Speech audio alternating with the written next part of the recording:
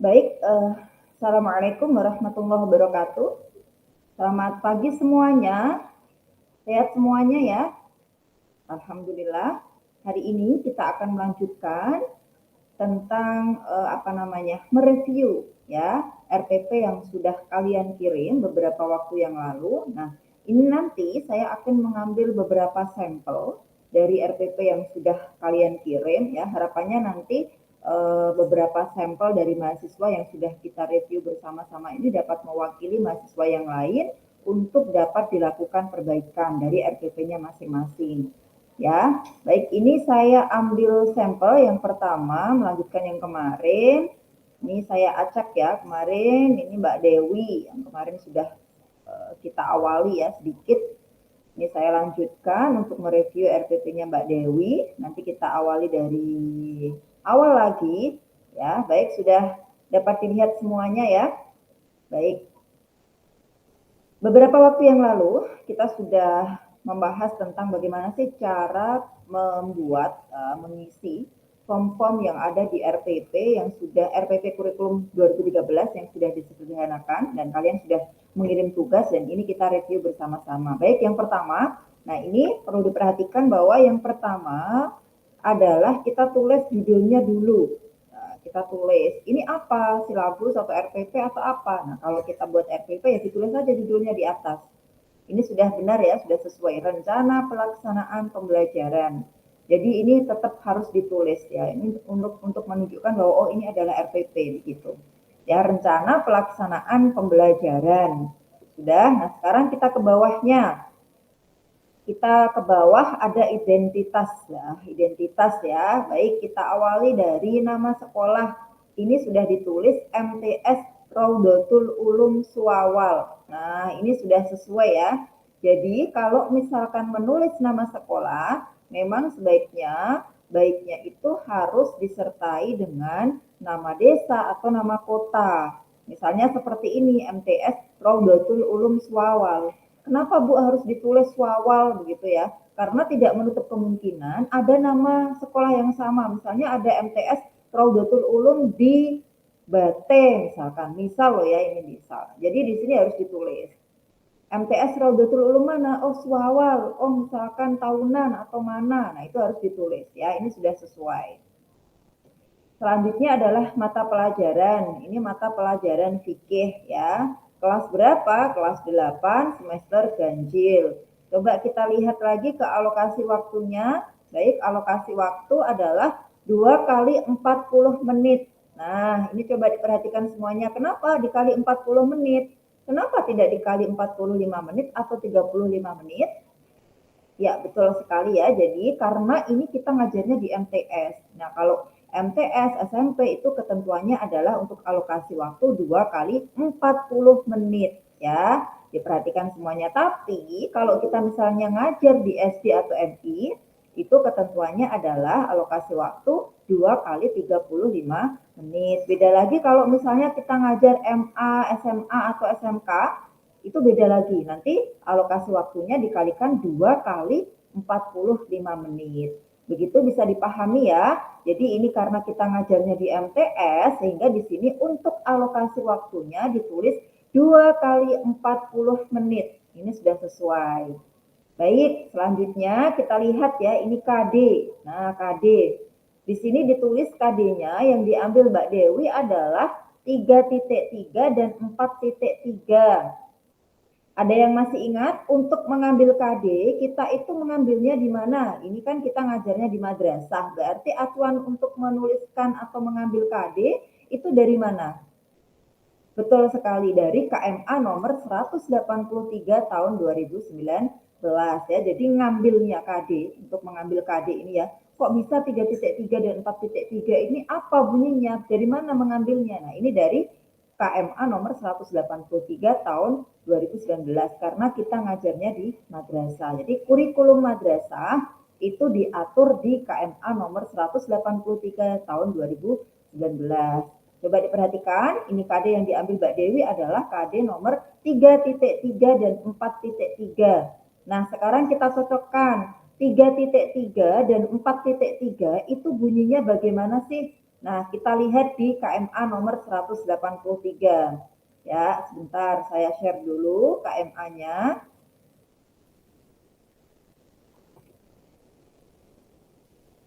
Nah, sudah kelihatan semuanya ya KMA-nya ya. Nah, sekarang coba kita lihat ya. Oke. Kita lihat tadi adalah mata pelajaran fikih ya. Kita tulis di sini cara untuk mengambil biar tidak usah meng-scroll terlalu banyak. Kita cukup klik ini tanda cari ini pencarian ya, kemudian kita ketik tadi mata pelajaran fikih apa SD atau MI atau MTS atau MA. Oh, MTS ditulis saja. MTS kelas berapa? Kelas 8 semester ganjil ya. Semester ganjil. Nah, langsung ketemu ini. Fikih MTS kelas 8 semester ganjil. Tadi yang diambil Mbak Dewi adalah KD nomor 3.3 dan 4.3. Sekarang kita lihat ini ya, berarti 3.3 dan 4.3. Bunyinya apa yang 3.3? Nah, ini bunyinya di sini adalah menganalisis ketentuan ibadah puasa wajib dan sunnah. Menganalisis ketentuan ibadah puasa wajib dan sunnah. Yang 4.3 adalah menyajikan hasil analisis tentang ibadah puasa dan sunnah. Ya, nah coba diperhatikan kalau KD-nya seperti ini, nanti kita lihat materinya sesuai nggak dengan KD ya. Kalau KD-nya 3.3, pertemuannya sesuai nggak kalau ditulis pertemuan pertama? Ya, kita lihat dulu ya. Jadi tadi KD yang ditulis Mbak Dewi adalah 3.3 dan 4.3 itu bunyinya seperti ini. Menganalisis ketentuan ibadah puasa wajib dan sunnah serta menyajikan hasil analisis tentang ibadah puasa dan sunnah, ibadah puasa wajib dan sunnah. Nah, sekarang kita lihat di sini, masih kita lihat di KMA-nya ya. Coba perhatikan, sebelum KD 3.3 itu ada KD sebelumnya ataukah tidak? Di semester ganjil, ada KD sebelumnya ataukah tidak?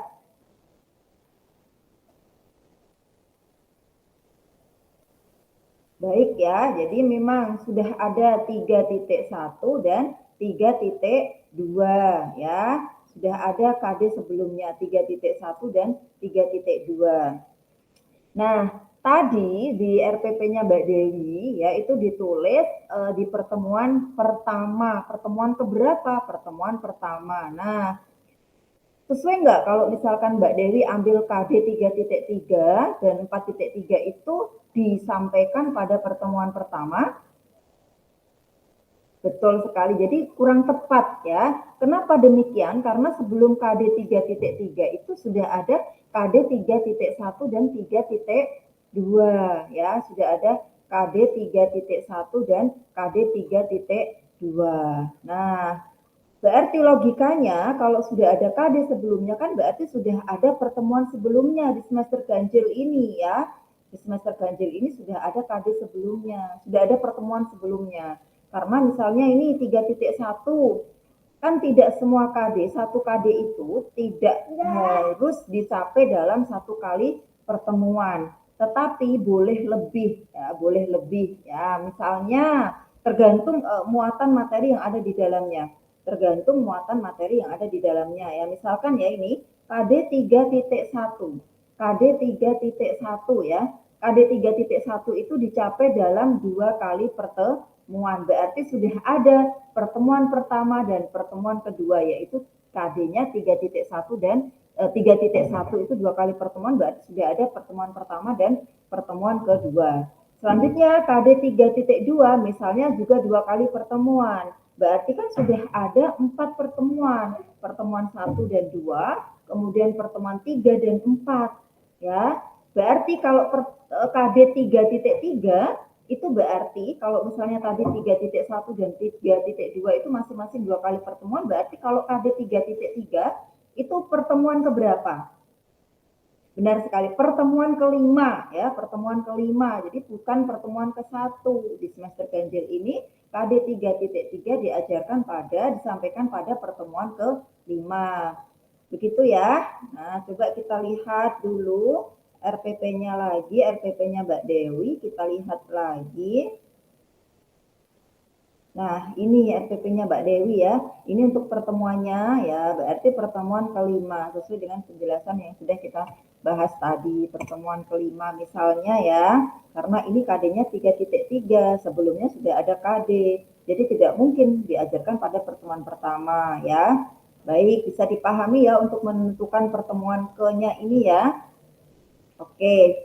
Nah, sekarang kita ke bawahnya. Ini ada materi ya, materi pengertian puasa, syarat puasa, dan rukun puasa. Coba kita lihat ya, KD-nya tadi kan bunyinya adalah apa namanya, menganalisis ketentuan ibadah puasa wajib dan puasa sunnah. Menganalisis ketentuan ibadah wajib dan ibadah puasa sunnah. Ketentuan puasa wajib dan puasa sunnah. Nah, kalau KD-nya tercantum seperti itu, nah materinya yang pertama ini dicantumkan seperti ini, sesuai atau tidak? Bisa atau tidak? Oke, bagus sekali, bisa ya. Jadi karena ini materi pertama di KD 3.1 ya, artinya 3.1 itu baru pertama kali ini disampaikan, maka bisa kalau materinya tentang pengertian puasa, syarat puasa, dan rukun puasa. Berarti materinya ini sudah sesuai ya. Baik, ini untuk pengisian identitas ya. Sampai di sini sudah bisa dipahami semuanya. Oke, sekarang kita lanjut untuk penulisan tujuan pembelajaran. Nah, tujuan pembelajaran ya. Tujuan pembelajarannya masih ingat beberapa waktu yang lalu kita sudah bahas bersama-sama cara merumuskan tujuan pembelajarannya. Di situ ada rumusnya. Ada yang masih ingat? Ya, betul sekali ya. CABD rumusnya adalah CABD. C itu apa? Betul, condition ya. C itu condition ya. Berarti melalui kegiatan apa sih nanti peserta didik dapat mencapai kompetensi yang diharapkan? Nah, coba kita lihat di tujuan pembelajaran yang sudah dirumuskan Mbak Dewi ini, sudah sesuai belum? Sudah mengikuti ketentuan CABD atau belum? Nah, kita lihat C-nya yang mana ya? Baik, ini berarti C-nya sampai sini. Nah, melalui kegiatan pembelajaran menggunakan discovery learning yang menuntun peserta didik untuk mengamati permasalahan, menuliskan penyelesaian dan mempresentasikan hasilnya di depan kelas. Nah, ini berarti condition. Nah, conditionnya C-nya ya. Sekarang coba kita lihat ya. Coba kita lihat. Kemudian A. Nah, setelah C kan A ya. A berarti audience. Audience itu siapa? Peserta didik. Nah, peserta didik ini sudah ada ya, peserta didik. Sudah ada. B-nya sekarang kita coba cari B-nya. B-nya sudah ada belum? Behavior ya, kompetensi yang diharapkan, kemampuan yang ingin dicapai. Nah, ini apa? Yang mana berarti? Oke, diharapkan mampu mengetahui. Nah, ini ya. Pengertian puasa, syarat puasa, dan rukun puasa. Ini termasuk B-nya. B-nya behavior-nya. C, A, B, D.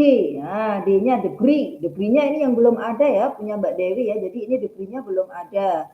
Degree-nya misalnya itu adalah dengan baik, dengan tanggung jawab, dengan runtut, misalnya begitu ya, dengan baik dan benar, dan seterusnya. Ini belum ada.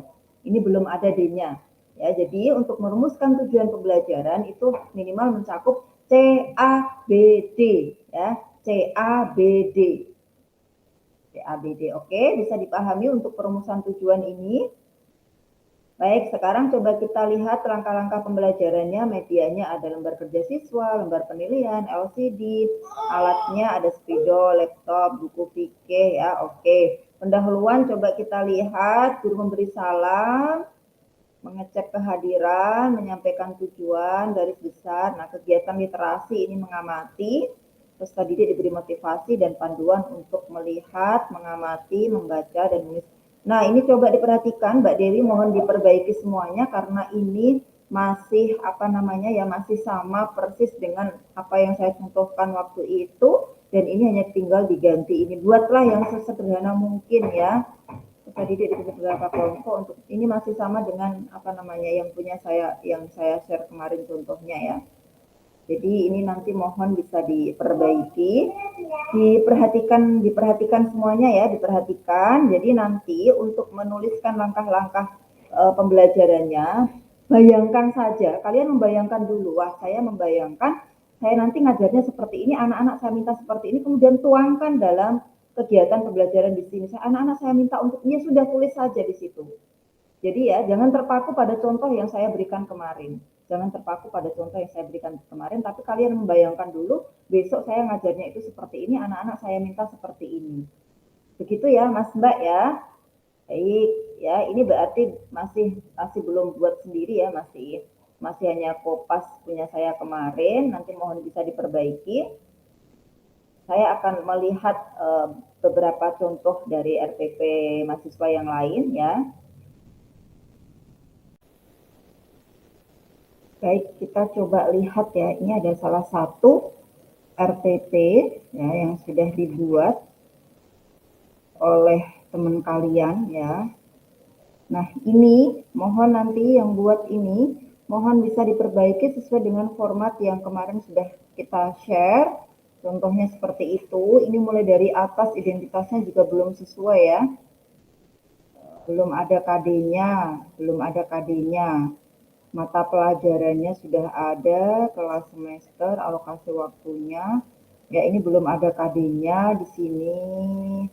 Standar kok masih pakai standar kompetensi ya, standar kompetensi SKKD. Jadi ini punyanya, ini mohon ya, ini tidak sesuai dengan format yang sudah kita bahas bersama-sama kemarin. Ini mohon diulangi dari awal untuk yang ini ya. Ini tidak sesuai ya, langsung kita stop aja, kita ganti yang lain.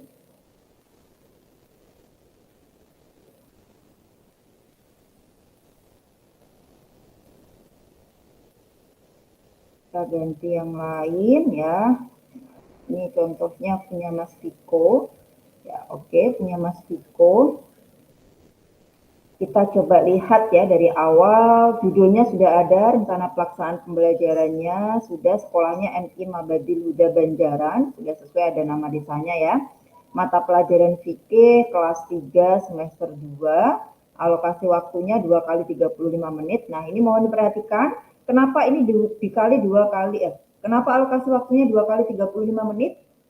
Ya, betul. Karena ini kita ngajarnya di MI ya. MI ya, kalau MI SD itu alokasi waktunya 2 kali 35 menit. Ini sudah sesuai. Nah, ini KD-nya dia diambil 3.5 dan 4.5. 3.5 dan 4.5 di pertemuan di semester genap ya, di semester genap ya, semester 2 itu semester genap. Coba KD-nya kan kita ngambilnya dari KMA nomor 183 tahun 2019. Nah, sekarang coba kita lihat KMA-nya ya. Kita lihat KMA-nya dulu. Baik. Nah, ini KMA-nya. Fikih ya, jadi tadi fikih MI kelas berapa tadi? Kelas 3 ya, semester 6. Ini coba kita lihat. Nah, ini fikih MI kelas 3 semester genap. Tadi 3.5. Oke, 3.5 ya di semester genap ini 3.5 diawali dengan 3.5. Memahami ketentuan puasa Ramadan dan 4.5 mengkomunikasikan pengalaman berpuasa Ramadan, memahami ketentuan puasa Ramadan. Oke, sekarang di semester genap ini ya, sebelum 3.5 ini ada KD lagi atau tidak? Betul, tidak ada KD ya di semester genap ini memang KD-nya diawali dengan 3.5. Berarti di semester genap ini kalau kita ngambil KD 3.5 berarti kalau ditulis Mas Viko pertemuan pertama ya tadi ya ditulis Mas Viko pertemuan pertama itu sudah sesuai atau belum? Betul, sudah sesuai ya 3.5 di pertemuan pertama. Pertemuan pertama dari semester genap berbeda dengan punya Mbak Dewi tadi ya. Oke, bisa dipahami di sini ya. Ini berarti sudah sesuai pertemuan ke satunya karena di semester genap KD-nya itu diawali dengan 3.5. Sehingga di sini di semester genap ini 3.5 itu bisa dimulai dengan pertemuan pertama di semester genap. Sudah sesuai. Oke. Tadi ketentuannya di KD-nya itu dicantumkan 3.5 adalah memahami ketentuan puasa Ramadan. Nah, Kalau begitu, materinya ditulis pengertian puasa Ramadan. Ya.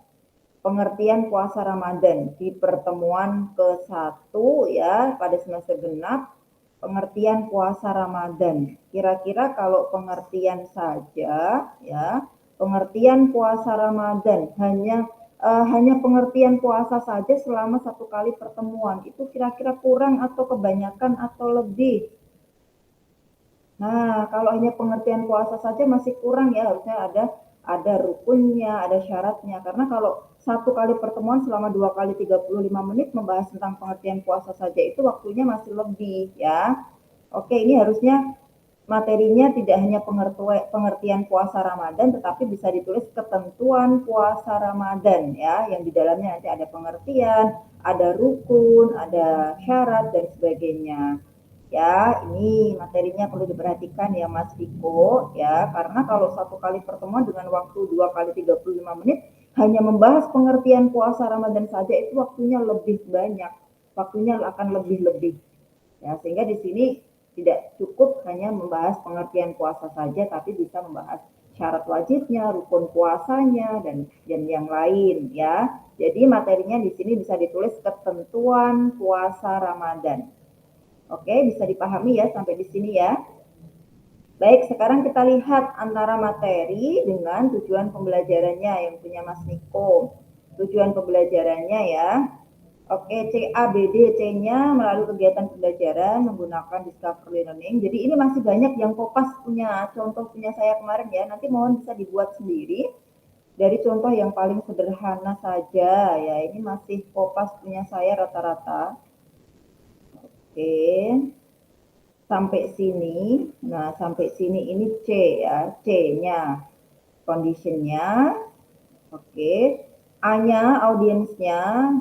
Audiensnya itu peserta didik sudah ada, behavior-nya diharapkan dapat mengetahui pengertian syarat. Nah, ini di tujuan pembelajarannya ada pengertian, ada syarat, ada rukun. Berarti kan yang diajarkan selama 1 kali pertemuan ini kan tidak hanya pengertian puasa saja ya. Tapi kok di materinya tadi hanya dicantumkan pengertian saja. Nah, harusnya antara materi itu sinkron dengan tujuan dan sampai bawah-bawahnya. Nah, makanya ini tadi untuk materinya diganti saja ya Mas Viko, diganti ketentuan puasa Ramadan. Karena di sini ternyata di tujuan pembelajaran yang kamu cantumkan itu tidak hanya pengertian puasa saja, tetapi ada syarat puasa, syarat wajib puasa, ada rukun, hal-hal yang membatalkan gitu. Ya, ini B-nya. Ini B-nya ya. Nah, ini B-nya, behavior-nya. Dan degree-nya dengan rasa ingin tahu. Nah, ini degree-nya ya. Ini degree-nya. Sudah sesuai urut-urutannya, tetapi ini masih banyak yang Kopas contoh punya saya kemarin. Harus buat sendiri ya, nanti diusahakan semuanya buat sendiri. Diusahakan semuanya buat sendiri ya. Oke.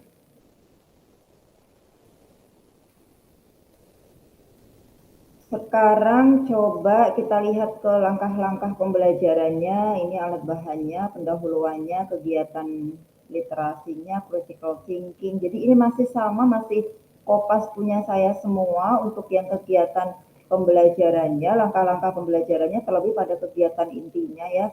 Mohon diusahakan buat sendiri ya. Misalnya kalian membayangkan saja nanti anak-anak di awal saya minta untuk apa ya, begitu. Kemudian kalian tuangkan dalam RPP itu. Jadi tidak hanya sekedar Kopas yang contoh itu tinggal ganti materinya saja, tidak hanya seperti itu. Ya, ini mohon nanti bisa diganti, disesuaikan. Bayangkan saja kalian nanti besok anak-anak kalian minta untuk melakukan kegiatan apa, tuangkan dalam RPP itu.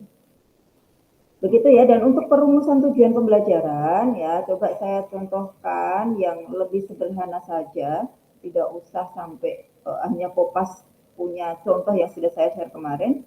Coba sekarang di sini saya akan tunjukkan whiteboard ya. Oke. Whiteboard, coba lihat.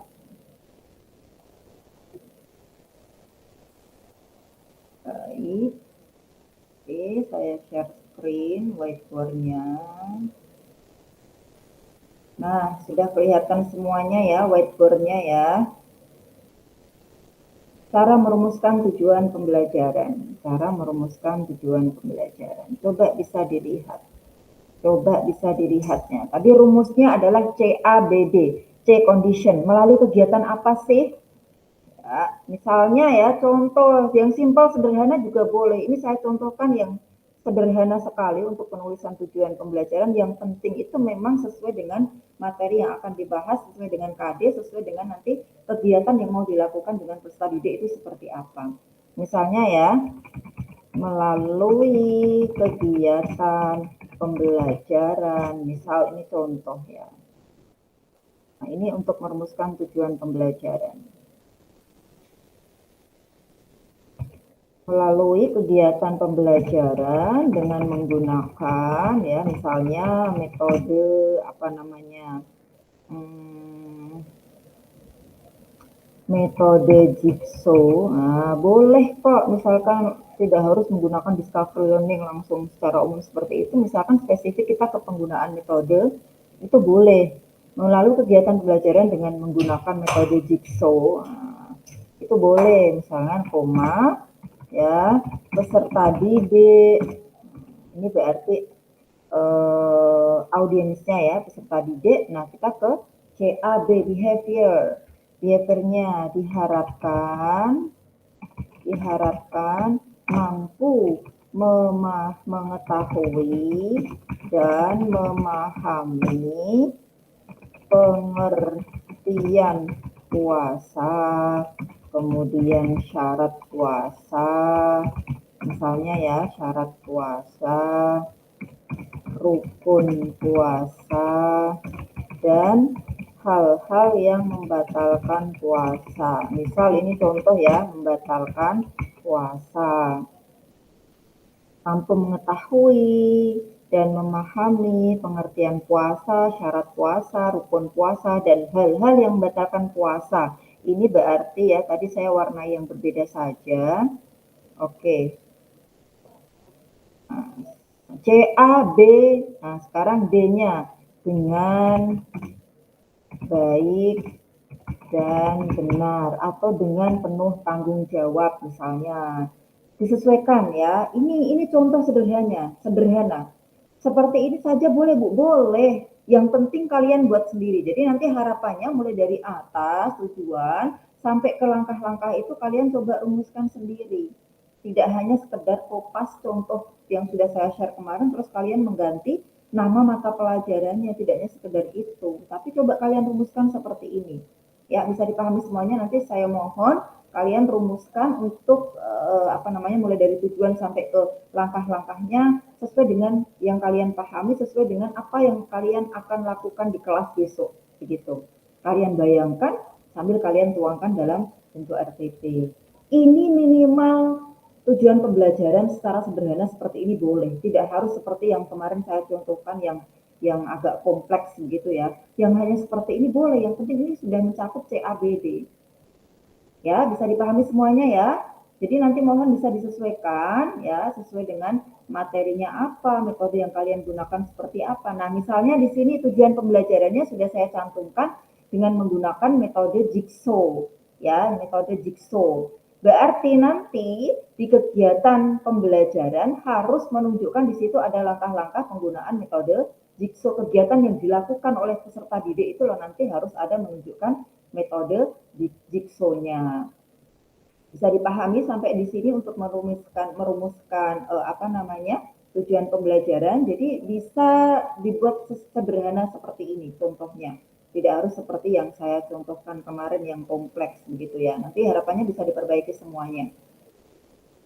Nah, untuk langkah-langkahnya Mas Mbak, misalnya ya, baik, misalnya ini ya, misalnya mengamati ya, mengamati.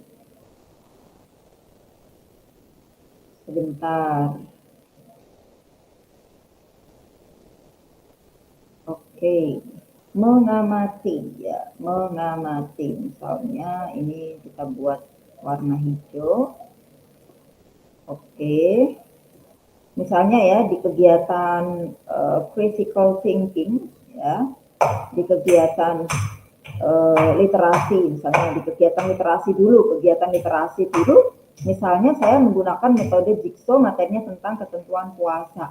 Di awal itu saya kegiatan literasinya, saya minta anak-anak untuk mengamati.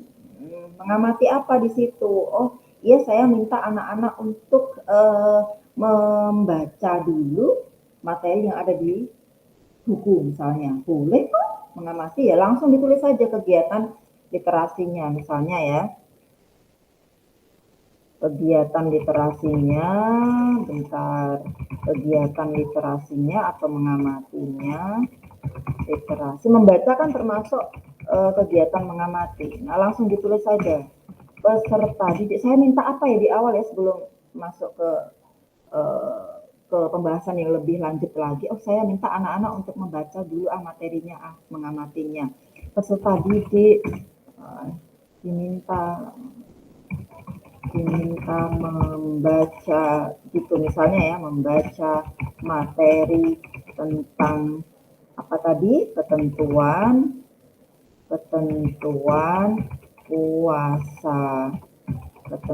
puasa, kemudian diminta untuk misalnya ya,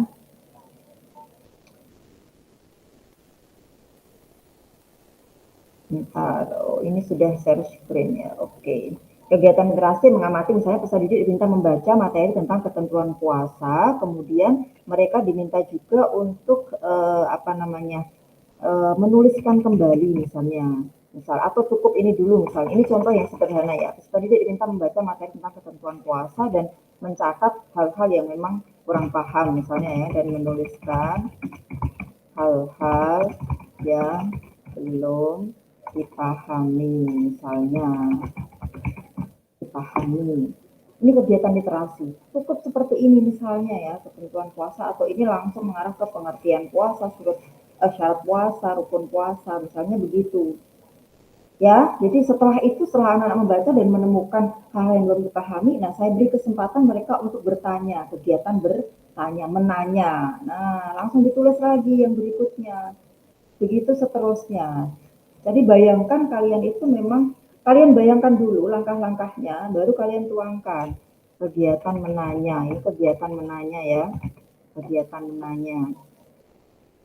Kegiatan menanya atau critical thinking ya, atau critical thinking sama ya, critical thinking. Nah, misalkan ya, peserta didik menyampaikan ya pertanyaan, menyampaikan atau menanyakan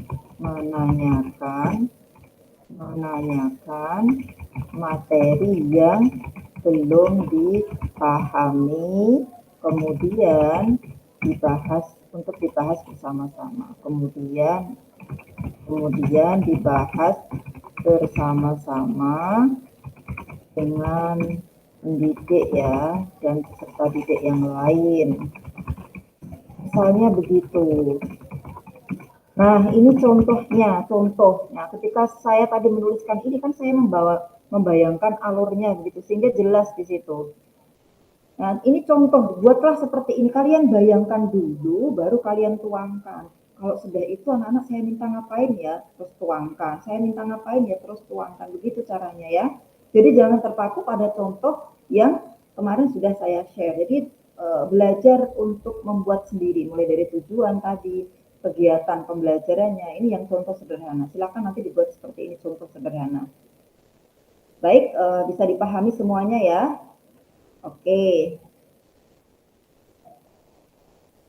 Ini tadi beberapa review yang sudah kita bahas bersama-sama. Harapannya nanti dari masukan-masukan ini kalian bisa memperbaiki RPP yang sudah kalian kirim kemarin sesuai dengan apa yang sudah kita bahas bersama hari ini, dan nanti mohon bisa dikirim ulang hasil reviewnya. Nanti akan saya sediakan form untuk mengirim hasil revisi dari RPP yang sudah kalian buat di LMS ya. Baik. Harapannya nanti semuanya bisa dibuat sendiri seperti langkah-langkah yang sudah kita bahas bersama tadi. Bayangkan dulu, anak-anak saya minta untuk apa sih gitu ya. Mulai dari tujuan pembelajarannya, mulai dari sampai kepada kegiatan yang dilakukan. Ingat, misalnya kita di tujuan kita cantumkan menggunakan metode A, misalkan menggunakan metode jigsaw dan sebagainya ya. Jadi di kegiatan pembelajaran nanti juga harus menunjukkan kegiatan yang di situ memang ada penerapan metode jigsaw. Begitu, jadi harus sinkron antara tujuan dengan langkah-langkah di kegiatan pembelajarannya. Begitu ya semuanya ya, saya harap nanti semuanya bisa diperbaiki, saya yakin bahwa kalian bisa melakukan lebih baik, dan tugas kalian selanjutnya adalah nanti memperbaiki RPP yang sudah kita review bersama-sama sesuai dengan hasil yang sudah kita bahas bersama-sama. Setelah itu tugas kalian adalah membuat simulasi pembelajaran. Nah, simulasi pembelajaran itu nanti disertai dengan RPP yang kalian buat. Jadi harus sinkron antara yang dipraktekkan dengan RPP yang dikirim. Begitu ya semuanya, terima kasih atas partisipasinya. See you next week ya. Dari saya mohon maaf, kita akhiri dengan baca hamdalah bersama. Alhamdulillahirrahmanirrahim. Selamat melanjutkan aktivitas yang lain. Kita ketemu di pertemuan berikutnya. Wassalamualaikum warahmatullahi wabarakatuh.